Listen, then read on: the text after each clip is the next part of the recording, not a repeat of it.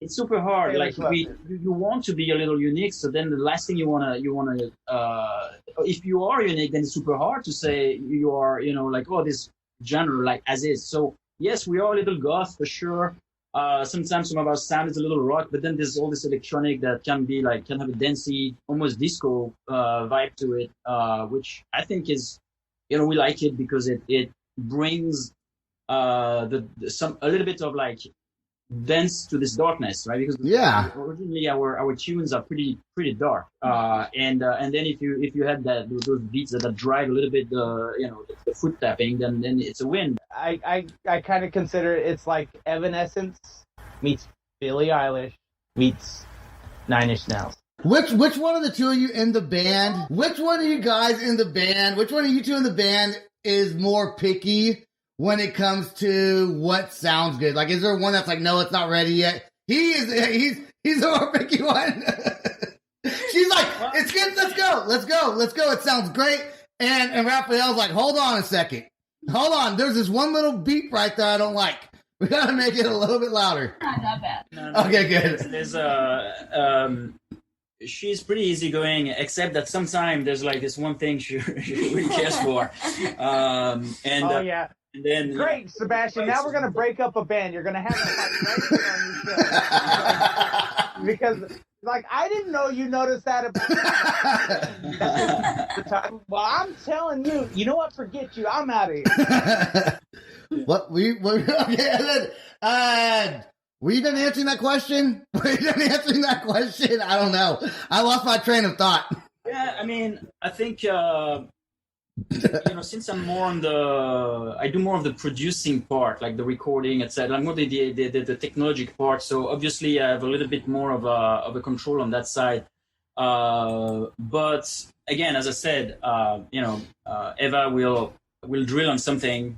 And then I iterate until we're all happy. But again, just two to be, it's only two people to be pleased here, so it's fairly easy. It is.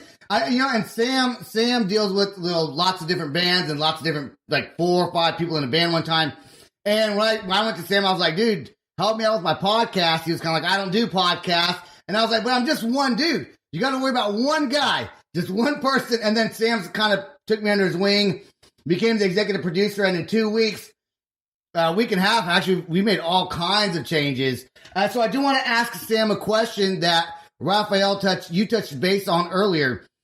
We were talking about touring and gaining fans, and you were kind of like, is it worth it to play at a bar that has 50 people? Sam, what's your take on touring? And do you think that your fan base, you're going to get more fan base from touring, or do you think social media and advertising is a better way? It is better to build a fan base online by spending money through ads and doing that kind of thing. And then start branching out, playing shows regionally. Don't go crazy. Don't be trying to go east to west and west to east or anything crazy like that.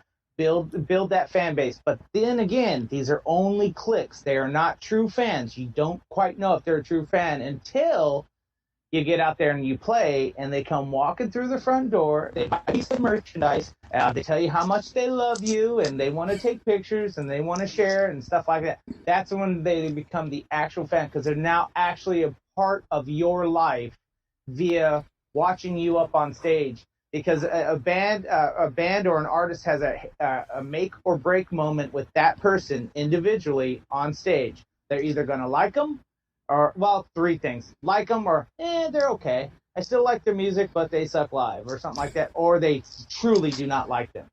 So that's kind of the make or break moment. And this day and age, you don't need to go out there and go east to west, west to east. You take that money that you're going to be spending doing that and put it into your advertising, your production, your videos, stuff like that. Get that ball rolling. If you can get into a video game, movie, TV, stuff like that, because that's going to help. So touring, it's a little thing. You're still going to play in front of those 15 people sometimes, and it's just the way it is. But it's better if you have the time and if you can do this long term. It's better to start out at least your first year pumping money online, because this day and age of trying to get on tours and doing that is not working. I do want to bring up the fact that, and you already probably knew a lot of this. Ava, your dad, your father, is the guitar player for Depeche Mode, correct? Yes. So, yeah, he does keyboarding and backup vocals also, right? Like he's one of the founding members of Depeche Mode. I say he's the everything. Yeah, he's the main songwriter. Sebastian, he's composer. What? Okay, he's the songwriter. He's the one that created. What was it like growing up with your dad going on tours and then you doing your music now? And does he have any push with you guys and what you guys are trying to do, or is it like you got to do it on your own, like we did it? But does he support you guys as well? Growing up, it was hard. He was gone a lot. I had a really close relationship growing up with him because like music always connected with me, and I pretty much always wanted to do this since I can remember. I kind of took a break from it though for a long time because I was afraid of like who my dad is, being a shadow and all that. But then being in this band, he does support us as a band, but he doesn't like put any influence into it or anything like that. So like it's all us, and I mean, of course we attract his fans just from like my last name or whatever, but I'm amazed he didn't talk you out of it. What are you doing, honey? No, don't do this. Don't do this.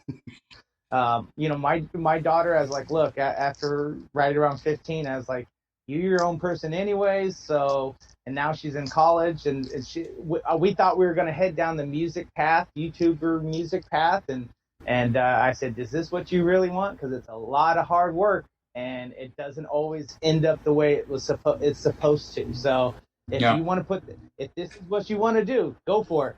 But so yeah, I just talked all my out of it. A lot can be said about a lot of the same can be said about anything that is a little extraordinary, right? Like if you want to be an entrepreneur, if you want to be if you want to run a restaurant, if you play, work in video games, you want to be a YouTuber, influencer, anything that is a little out of the norm is going to be out of extraordinary effort and luck and everything. So you're signing up for pain as soon as you go for like outside of those just like doing school. That's that's a very good statement, and I know that I'm an entrepreneur, and it does take away a lot from the family. And Sam and I know that we do a lot of stuff that does take away. And so hopefully I do a podcast for the rest of my life, and I get to sit in my house and talk to people and not travel. That'd be kind of cool. Hey, I did see your Facebook video, and I don't know if it was I don't know if it was a concert you guys played or just like a Facebook Live thing, but you guys had some smoke in the background, and that was a super awesome video. So when you guys do your live shows, are they going to be similar to that kind of atmosphere that you want on stage? Yeah, I mean it's what you see behind there, like the lights and all that. We did spend a lot of effort getting that to the level where it is now, and hopefully it's gonna keep growing. But yeah, the lights are synced with Logic Pro, so that to the beats, to the songs themselves. So it's almost like we can play a layer of lights on top of the music. It's another layer of expression. It's another layer of communicating our sound, our vibe to people. So when there's a big kick sound, there's like the flash as well. Right. Like the weird mysterious thing, then you go like the brrr, with the red lights or whatever. That's cool, man. So yeah, that's a really cool thing, and that's what we bring when we play on stage as well in venues. It's it's a pain in the butt because we have to carry all that and set it up, and you know how venues want you to set up and be done in 15 minutes. They want to set up in 15 minutes and unset up in 15 minutes. It's more and more impossible with today's more sophisticated equipment. Yeah, absolutely. I do want to ask you a question. I want to give Scott Grayson a shout out for hooking us up together because I know you work out at his CrossFit gym, right? He's in a band called School for the Deaf. Huh? You used to? I used to, yeah. I was at this CrossFit gym for 4 years, and then I moved away from the house that I was. I moved to a different house, more south. So then I changed CrossFit gym, but we're still friends. We're still good. Still text and phone. So I got to tell you something funny. So today I decided I'm going to get back into my circuit training. Like I used to work out, but it wasn't CrossFit. It was like boot camp circuit training, right? Well, I made the mistake of eating a really heavy lunch earlier. Like, I'm talking like chicken wings, French fries, like everything I shouldn't eat, right? And then I decided I was going to do my first circuit training as ab day, abs and leg day. I don't recommend anybody do sit-ups or crunches and the mountain climb exercise after eating 18 wings. Right. That would be that's a bad idea, Sebastian. You know, the older you get, the more you can make these choices not to do this. It's less failure if you don't just be like, you know what? I don't work out. That's what it is. So I don't have to worry about. But this body, I don't have six pack. I got a cake. All right, the song you guys have, Eyes of Orion. What is it? That's a kind of a neat name. Normally I don't even ask bands where they get their names from, but I do want to ask you that after we play this song. Eyes of Orion, what's this song about? Eyes of Orion is this. You know, there's a lot of it's different stories in there which have a common theme of forgiveness and how karma get back at you in some ways that at the end of the day, you know, you got to be good to people because people will be good to you. That's right. All right, this is Eyes of Orion, Weird Wolves.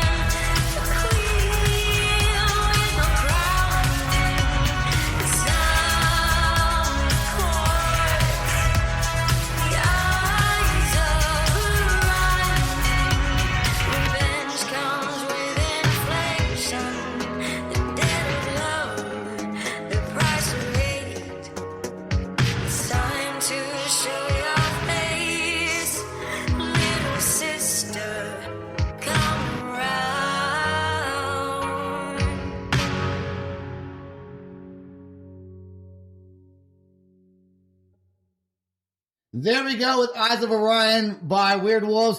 What's cool about that song, Ava, is your voice in that is very like melodic sound. It's kind of going in and out of the music. It just makes you kind of want to groove your head to it, you know? Did you write all the lyrics to that yourself, or do you have any influence from Raphael? Actually, Eyes of Orion is mostly a Raphael song. Okay, cool. So then he just kind of told you what to say on it, and you just kind of went with it. your voice is almost mesmerizing in the way it sounds in that song. So